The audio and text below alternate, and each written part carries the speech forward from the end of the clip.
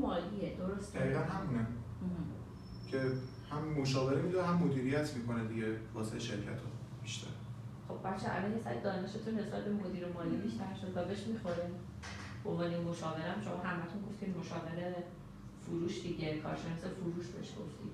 آیا این مدیریتی رو این قسمت میشینه؟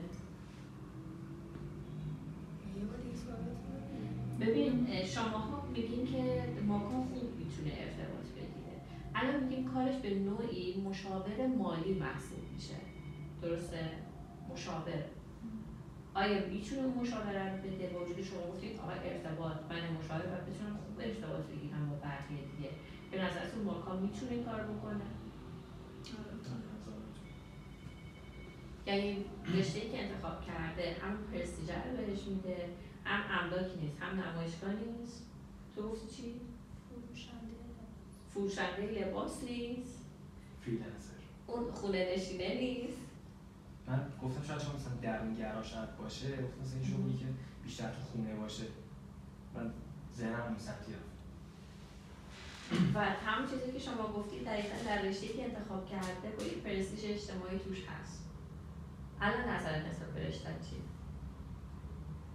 من چون 4 سالگی دقیقاً مثلا اینجوری بودم که هر کی از من می‌پرسید بزرگ بشی می‌خوای چی کاره بشی، من همیشه میگفتم دامپزشک. بچگی مثلا حیوانات خیلی زیادی داشتم. آره یادمه دامپزشکی براش خیلی بوزیه. بعد که رسیدم سال 12 سال کنکور دیدم مثلا با این وضعی که من مثلا درس می‌خونم تا الان خوندم دامپزشکی روش میشنوی؟ واقعا این باشه. خب آره. من حتی تا نیمه اول سال میگفتم آره من رتبه‌ام 20000 تجربیه، میتونم مثلا تبریز جای ارومیه جای قبول شم. آره. بعد این چیزی بعد که اومدم مثلا رشته من 4 تا رشته که آوردم مثلا صحبت کردم مدیریت مالیات انتخاب کردم، زیاد مثلا اونجوری نبود که بخوام دوست داشته باشم مثلا علاقه باشه، چون اینم اون نشده به جز اونم تا به اون موقع به هیچ چیز دیگه فکر نکردم اونجا انتخابش کردم. چون تا الانم زیاد توش وارد نشده بودم و هیچ شغلی در مورد با رشته‌ام نداشته بودم، زیاد ارتباط خاصی باهاش نگرفته بودم.